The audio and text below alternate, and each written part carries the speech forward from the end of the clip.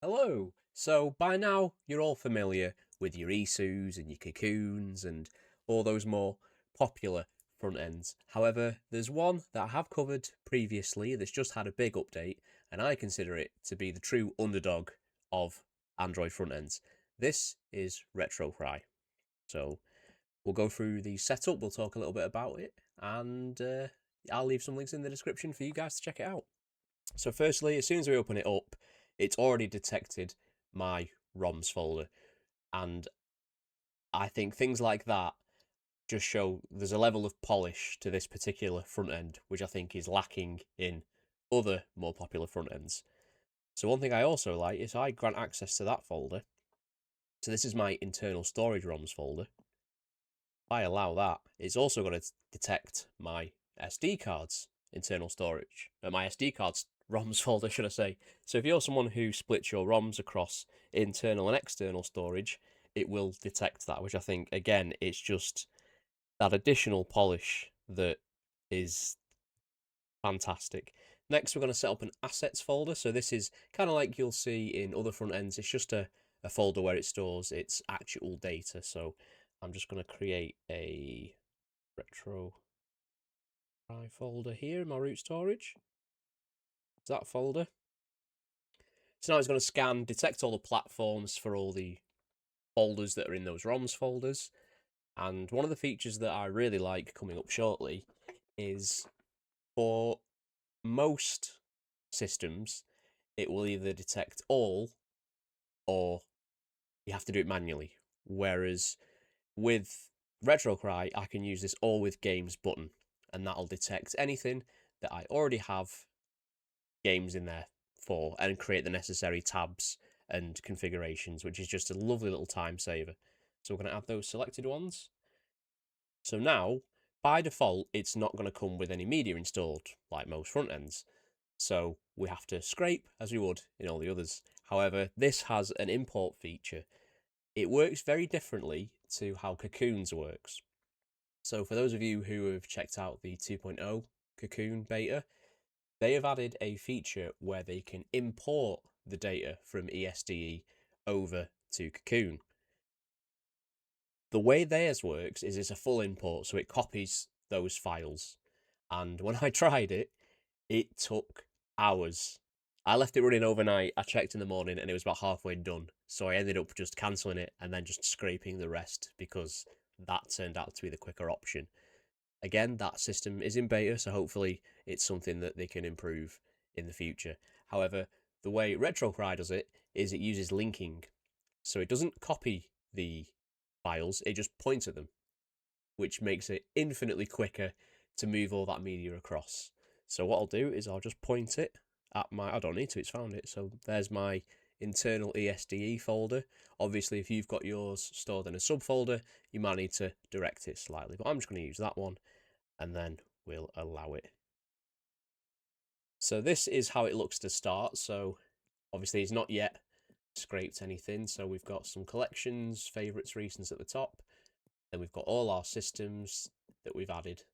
So very bright, very bold, but very basic. So if we press our Y button to go into our settings. So the first thing, if we go through the general, we've already basically covered that in the initial setup wizard. If you skipped any of those steps, you can access them here. Appearance, so automatically plus points for having an OLED mode. You spent a lot of money on this device. It's got a gorgeous OLED screen. Let's use it. You have these accent colours as well, and I quite like how the accents are done because they're more kind of pastely. If you were part of the AYN over the air update where they changed the colour scheme and it was this really ugly kind of green, then something like this is a lot more subtle. You can also, if you press the little pencil icon on the right hand side, you've got access to a full colour wheel, or if you have a specific, if you have a favourite hexadecimal code, which would be a weird thing to have a favourite of, but you do you. So I'm just going to leave it at that. Actually, I quite like that. Nice green there, or a yellow. The yellow's quite nice.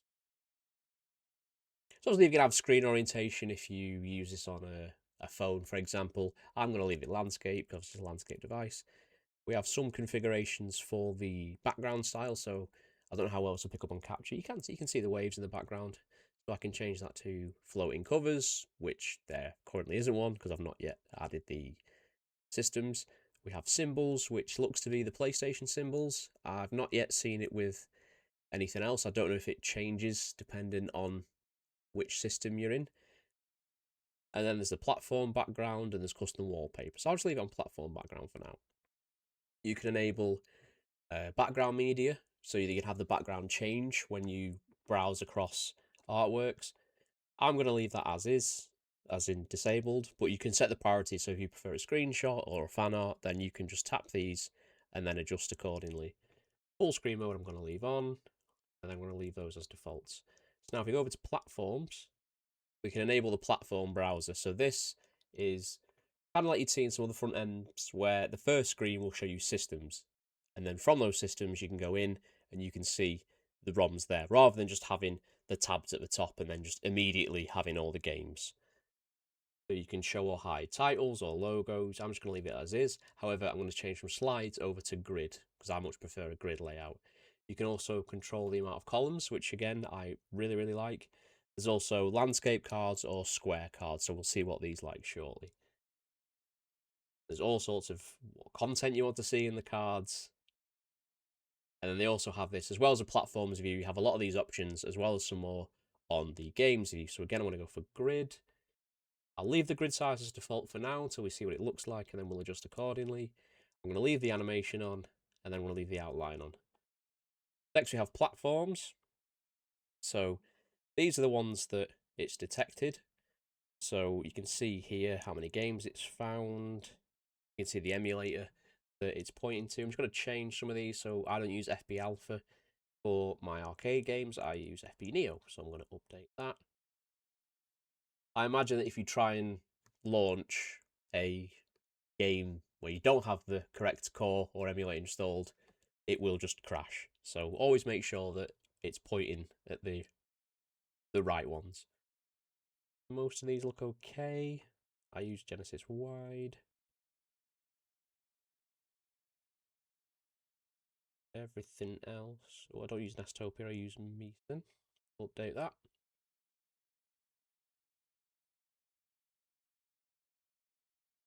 Everything else looks to be, yep, that looks all okay.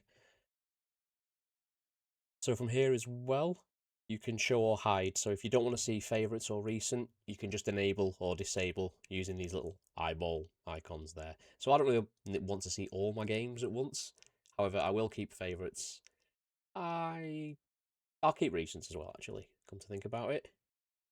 And then for collections, if we tap there, we can go into collections and add a new collection.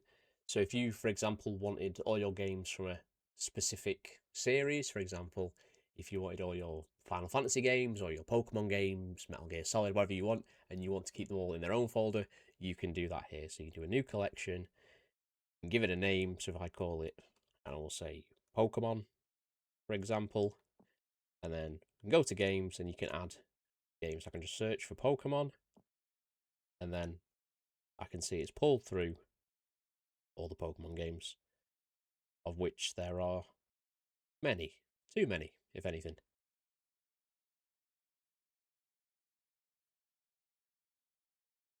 Oh, there are quite a lot, aren't there? Got 30. I probably played 2 of them. So we'll save that. You can give a background. So if you've got some artwork, you can download it and install it that way. I don't. And the same for icons and things like that. So hopefully, as part of future updates, you'll be able to grab this sort of thing automatically from Steam Grid DB or Screen Scraper. So for now, it's not going to be the prettiest collection, but that was incredibly simple to set up. Emulators. So this just shows you all the emulators you've got installed. And then for scraping, so like all platforms, normally you could set up your providers. You'll see there that Steam Grid DB and Screen Scraper are currently deactivated because I've not yet signed in. If I wanted to sign in, I can go through providers and do it this way. However, as I've already scraped all my metadata through ESDE, I'm just going to use the external folders tab and import them. So if you wanted to just scrape as normal, you'd pop in your providers there, you'd log in using those settings cogs, and then you can do it platform by platform, or you can just do scrape all platforms, and you can scrape only missing, or you can rescrape everything entirely. That's entirely up to you. But I'm going to save myself some time. I'm going to come into external folders, and I'm going to use this migration wizard. So it will be coming to Beacon and IGSU soon, but ESDE, I imagine, is the one most people will probably be migrating their data over from for now. So we'll use that one. Again, it's automatically found the folder. We'll just give it that permission. And then I'm going to let this run, and I'll be back once it's done. See you shortly. So there we are. That took about 5 minutes or so. I have around 1,800 games, so much more preferable to having to rescan my entire library using Screen Scraper. So that's fantastic. You can also, if you have images set up from other front ends or stuff you've scraped on your computer, for example, you can also set the individual folders that way, which I didn't have to do, luckily. So if I back out, you'll see that I have most of my games, obviously not all of them. Some of these I haven't got scraped in ESDE anyway, so I can do those manually, but I'd much rather have to scrape a handful of games rather than 800. So you can see here, these gaps are quite big, so I'm hoping that I can fix that somehow. So the PSP ones do work quite well. I'm assuming these are adjustable. And then if I go back to my collections, see there's my Pokemon collection. I love how it's kind of done a little montage of the box arts automatically. And you can see there is a nice little animation on there as well. If I click into that, we've got them all there. So if we go back to settings, and then so audio, you can have custom background music if you like, or any background music. Personally, I don't care for having background music on my front ends. I think it's annoying. So that's completely optional, and it's disabled by default. You can also enable and disable sound effects. Don't believe you can customize these at present, but again, hopefully that's something that comes in future. So next up we have overlays. So I know that in the video that the developer had posted about this update, he'd set it up so it had these really, really cool overlays based on the physical game media. So I don't have those yet, but what you can do, if you go into these presets, there's a cartridge preset in there already, or you can have custom ones if you have custom assets. So I can squash it into that little cartridge like I've just done there. So I'm not going to leave that one as is. I'm trying to cancel out of that. But that's something that is a nice little feature, especially as these front ends start to grow and people start creating their own themes and custom artwork and things like that. So we have this dual screen mode. So by default, this is just working on the single screen. So what I'm going to do is I'm going to just flip my screen over to the desktop. There we go. And I'm going to enable the dual screen mode. So there we go. It's got my main system on the top, and I can swap the screens if I wish. Although I quite like having it on the top. You can also swipe across, and you've got this little app launcher already built in, so you wouldn't need a third party. There's also a system there. I'm assuming if you have the system logos, possibly, you can have that image show there as well. Again, I don't. Control, so you can customize control navigation, so you can have the triggers, or you can have the shoulder buttons. I'm just going to leave it on triggers. And then the same for a lot of the navigations if you prefer to use an analog stick or tab navigation. There's also, I think these are like shortcuts. We can have an overlay. So any of these, obviously make sure you enable the necessary permissions or you won't get very far. So I've not actually had too much of a look at these hotkeys. So this is something I do still need to play around with. Obviously we have things like brightness, which is always handy to save you having to open up the AY-Thor menu. There's some support links there, so if you want to support the developer on Ko-Fi, which I advise you do, you can, that links directly to his profile. And then you can check for any future updates from here. So that's pretty much a nice rough overview of RetroHRAI. Again, to press start, you can quickly get to the apps that way. There's also these systems. I believe if you press, I can have slides, so you can very quickly, the little grid button on the bottom left, you can quickly change between views that way.